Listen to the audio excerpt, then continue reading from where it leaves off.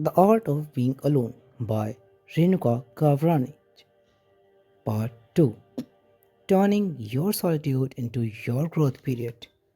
Chapter 5. Practice the Art of Being Alone. Some people are alone because they don't have friends or family. Some people practice being alone because they want to stay connected to themselves. Georgia of Cafe was an American modernist artist, often called the mother of American modernism. She was born on 15th of November 1887 and was the second of the seven children. George was brought up on a farm near Sun Prairie, Wisconsin. By the time she graduated from high school, she had determined to make her way as an artist.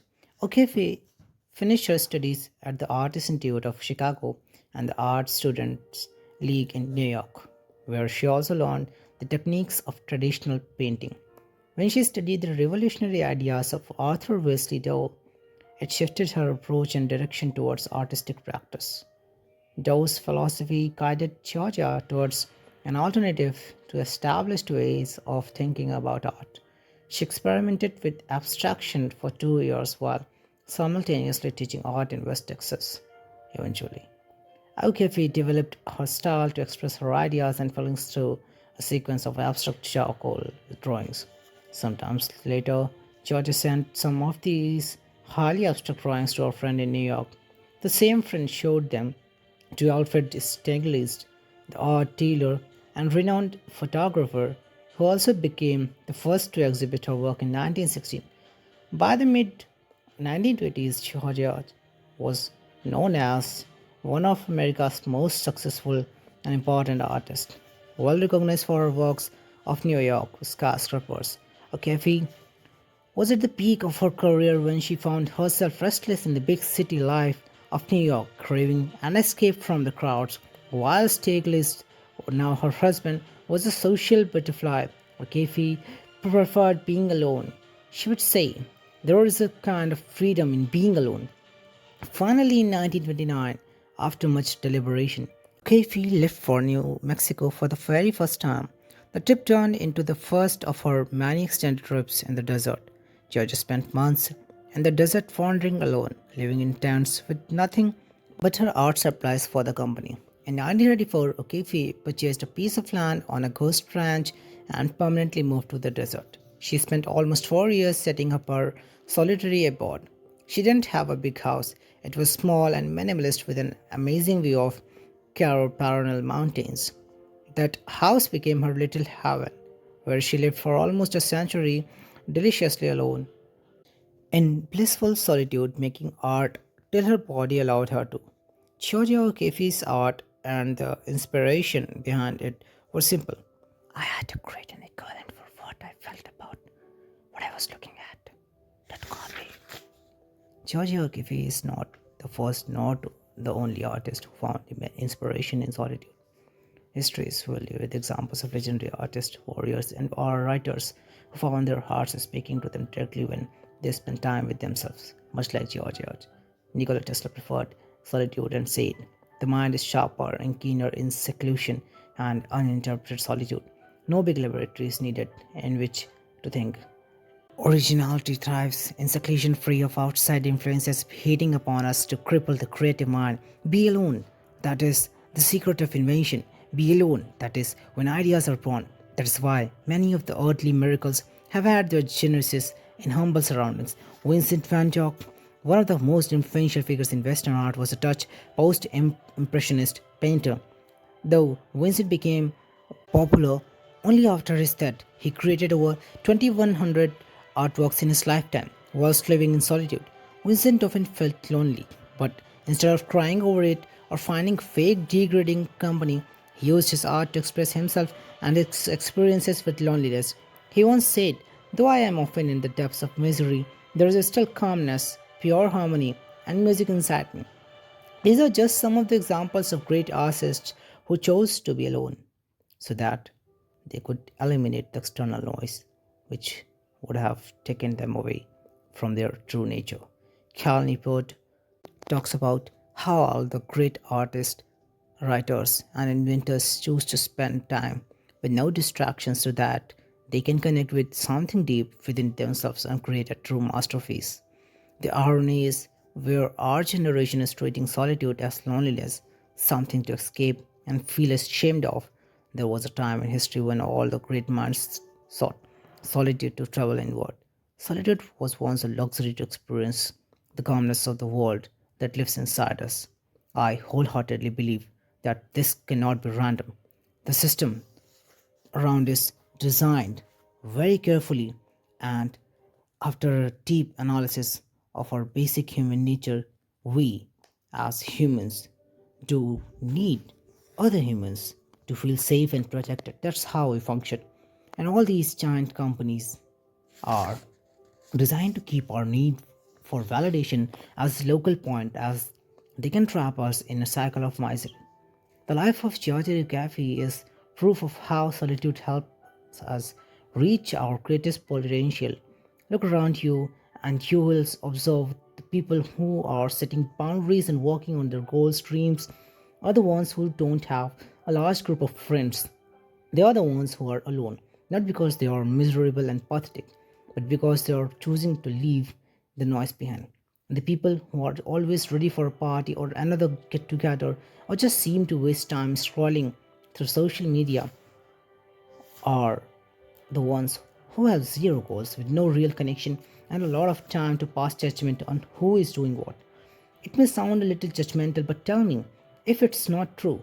People who are up to something, people who are working towards the future or busy creating the art, don't have time to feel lonely. Rather, they crave to be alone so that they can focus. Focus is a new luxury. In a generation that is happy being distracted and easily manipulated, focus doesn't come easy. And if you think that I am exaggerating, then tell me one thing. Most people are addicted to social media and their mobile phones are in general. They all want to know how to get rid of mobile addiction. Yet, the very next day or week, they find themselves swimming in the pool of endless posts and videos that have nothing to offer you. I mean, why and how? If you, the master of your mind, want to get rid of social media, then why are you not able to? If you, with a mind of your own, want to focus, then why are you not able to? Because it seems you are no longer controlling your mind. Your mind is now a device controlled by these giant tech companies. I find it bewildering that people search on YouTube or read books on how to be productive. You might be thinking, Renuka, how does any of this relate to practicing solitude? Let me tell you one thing. You can never achieve anything in good in life if you keep following the rules of others and seek guidance from people who don't know the first thing about you. Your real guidance is you. Your heart knows what needs to be done, and your mind is capable enough to figure out how. If you keep filling your mind with the thoughts and opinions of others, you will end up becoming and thinking like them. There would not be a single shred of uniqueness in you. You will end up becoming a copy of the people you listen to on social media and in real life. That's why they say you are the average of the five people you spend the most time with. My question is pretty simple here. If you are the average of the five people you spend the most time with, then how will you become an average of yourself if you don't spend any time with yourself? If you become like the person whom you spend the most time with, then does that mean you're going away from your real self or you don't spend any time with yourself? Perhaps artists like George Aokifi knew this from the start. They all knew that to create real art, they had to become real with themselves first. Hence, they chose solitude. We have already learned why loneliness is not a cause and how we were manipulated into believing so. But you need to learn that solitude is the only way to create real art. Sure, you and I cannot leave everything and everyone behind and shift to Mexico, but you and I can consciously choose to spend some time with ourselves so that we can become more like ourselves. At least we can touch the reflection of our true personality and experience the luxury of our minds. Let's first learn how you can practice solitude and then how you can use your alone time to grow yourself.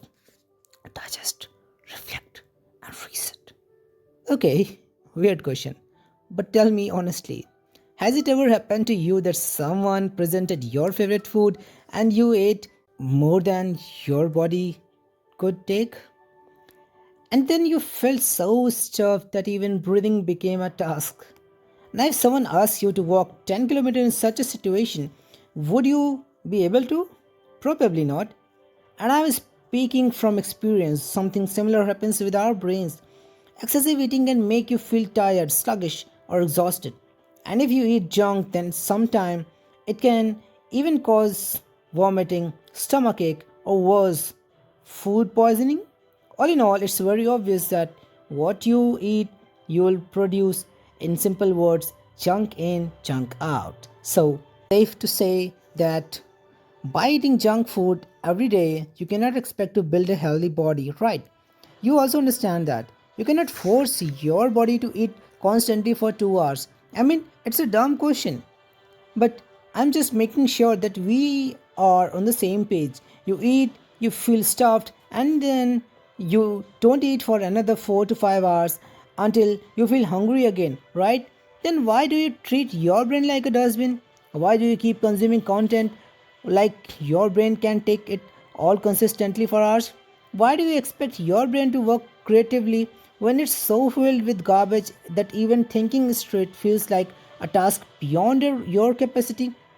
Just as eating junk food doesn't give you a healthy body, similarly, consuming junk worthy content won't make you any smarter. And just as you don't feed your body with food for hours, similarly, you cannot feed your brain with information and knowledge all the time, or it will use up every bit of mental power and make your brain sluggish or drowsy. I don't know how to make it simpler, but your mind will give you what you give to it. Junk in, junk out, and be consistently feeding your brain for hours. You will end up destroying your basic mental peace, mental capacity. Just as your body needs the time to digest what you eat, your brain also needs the time to digest what you consume. That time is a period of conscious solitude, where you choose to sit alone to let your brain digest whatever you consume without any disturbance or external noise. There is so much information and content out there, so much advice and hacks, and so many people and their own different opinions and perceptions that if you don't put a break on it, you will end up drowning in this vast sea. We are constantly consuming information from the outside world, but we never give our minds enough rest to digest what we have consumed. We are surrounded by so much information, opinions, and data that even we don't know what's entering our minds. We listen to something powerful and something said powerfully and start believing it without using our brains. It doesn't matter what the content is, positive or negative. What matters is you don't think anymore. YouTubers, podcasters, authors, or social media influencers are also people, not God. Hence, it is not essential that what they say is correct or suitable for your life. Eliminate what doesn't make sense to you. Don't just consume content and say, oh my god, what a video or what a podcast. Think before you let any advice or thought sit in your mind. If you never leave your mind alone and constantly fill it with garbage and others' opinions, you will be nothing but a collection of your external world. There is a world inside you too that you need to travel and explore. Your mind has a unique thought process and opinions as well that you should pay attention to. Tell me, if you never sit alone to listen to the voice inside you, how will you ever know what is going on inside you? The thoughts that enter your mind when you are alone and disconnected from the world are the thoughts that reflect who you are, what matters to you, and what's your thought process. Sitting alone is tough, I know, especially for people who have a great deal of practice in laughing and stupid TikTok videos that wouldn't matter for after a second. You have trained your mind to live on cheap entertainment. You have trained your mind to numb itself as you waste another 2 hours scrolling social media. You don't feel tired when you see your mobile screen for hours, but you feel tired when it comes to studying, learning new things, or working on the real stuff. Then you feel distracted. Why? Because that's how things are designed. You don't need to focus on laughing at stupid jokes as you see on social media or be lost among trending videos. That's why it's easier to enjoy social media, and that's the same reason why your mental muscles are getting weaker. You and I are practicing every day. Do not practice focus. Read that again. All I can say is that sitting alone will be tough initially, but it is the need of the hour as well. You need to give your brain the time to digest what you consume, reflect on what is important, and delete what's not. So that there is enough space again to feed your brain again. You need to give your mind the time to reset and let it be alone for a while to create a world that is unique, artistic, and known only to you. You need to choose to sit in solitude, feeling the freedom that comes with your company, and let your mind take some rest from the noise of the external world. Otherwise, as I said earlier, you will end up becoming an average of your surroundings. The time you spend with yourself will help you filter out the garbage, curate your own opinions, analyze your thoughts, and study your beliefs. In simple words, detox your brain every day. Art of getting bored. When I was starting my journey as a writer, I used to watch and read the interviews of famous authors, and one thing was common in all of them. They all said the best ideas come into their mind when they are not looking for them or not doing anything at all. It's not just the authors, but if you ask any creative or artistic person, you'll get the same answer. And I always thought that it was impossible until it happened to me. We are always busy. One task after another, one email after another, one video after another, one thought after another. The cycle never ends. We never pause to reflect on who we are becoming, what we are losing, what we are thinking, or what our thought processes.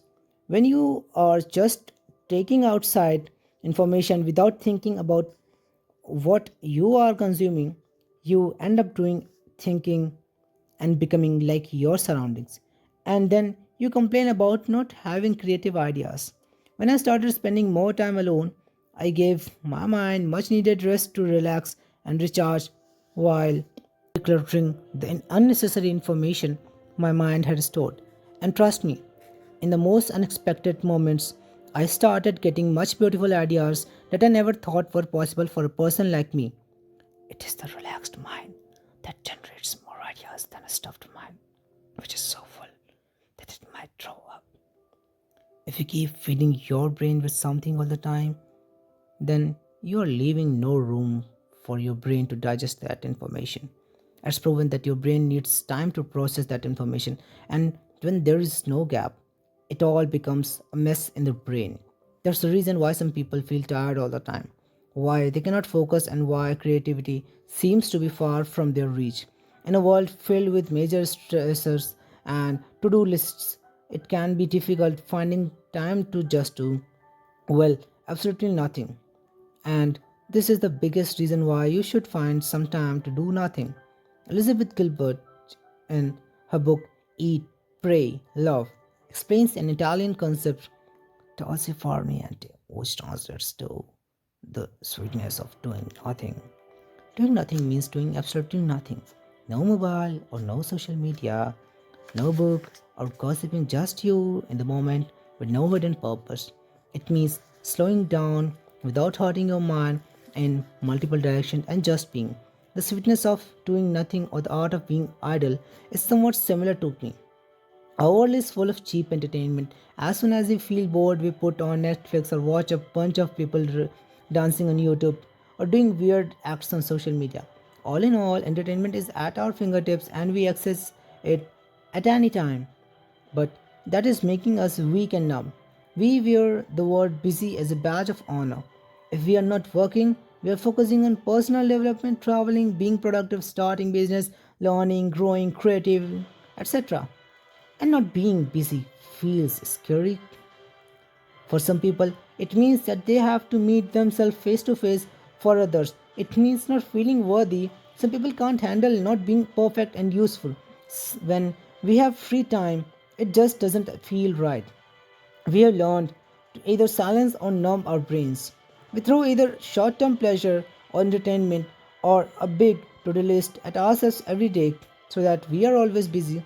But what we don't realize is that being purposely idle is an art.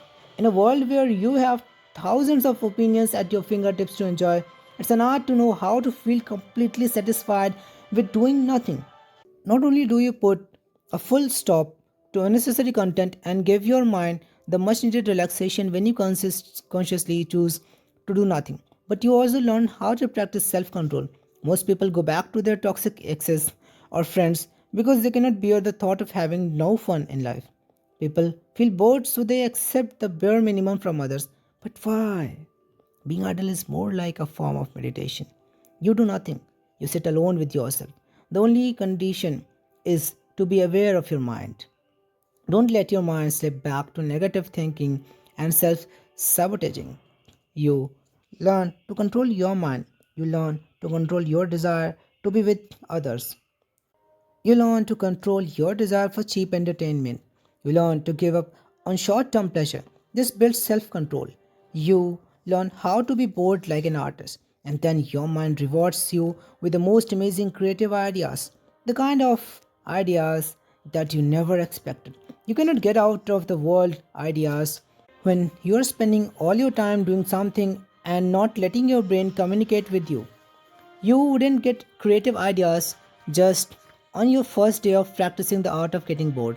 The first day will feel like a total waste of time, and probably you will curse me. Your mind will play tricks on you, reminding you why you are not enough or that time something bad happened to you. And before you know it, your time of getting bored will turn into overthinking. But that's where you need to learn to be an artist. As you practice the art of doing nothing, you leave your mind free to wander the distinct world inside you while being fully, completely, absolutely aware of where your mind is leading you. Just when you realize that your mind is dragging you down, you take back control and perhaps consciously choose to think about something else that relaxes your mind. It's an art, so it will take time. But not only will it make you more creative, it will also teach you how to become the master of your mind, how to control your desires and become more patient and calmer like water. Belong to yourself. Knowing how to belong to yourself is an art in a world where everyone is finding their home in others. I might sound like a little rude, but here is a truth about life. Nothing stays forever. People whom you love today will leave you, or you might have to leave them, or they might change. People cannot stay by your side 24 by 7. We have built a world where chasing success requires going miles away from family and friends, shifting to a new city for a new job, or leaving home for college. Life and people change. Our priorities change. And in that case, if you never learned how to belong to yourself, you will end up feeling lonely every time someone leaves you. You should keep your heart open for your loved ones so they can walk in and make you feel loved. You should enjoy the company of those you love, but you should also learn how to enjoy your company, your own company. One of my friends has been in a relationship for the past 5 years. Her life revolves around her boyfriend. Her boyfriend had to shift to another city, which is a nearly 12-hour drive from her. She called me yesterday and said, I don't know what to do without him. My life revolves around him, and now that he's away, I feel so empty. I'll say the same thing to you that I said to her. Make your life your little garden where you have all types of flowers, as in people and interests and hobbies. So that you always have something or someone to love and receive love. Have friends you love, enjoy the hobbies you are passionate about, and adore your pets. Create things and build that relationship around you that keeps you excited so that love is always around you in every form. Life will be more colorful that way. Learn to belong to yourself without feeling the need to be with others. Where there is a need, there is a settlement. You will settle for less. But when you are satisfied with yourself, being with others won't come out of your desperation but rather from a genuine connection based on love and care for one another. You'll be able to select who you want to be with, and rather than living at the mercy of others to be selected, and If you want to learn how to be satisfied with your own life and build a life that makes you feel proud of yourself, let's learn to use your alone time as your growth time. Shall we? Thank you.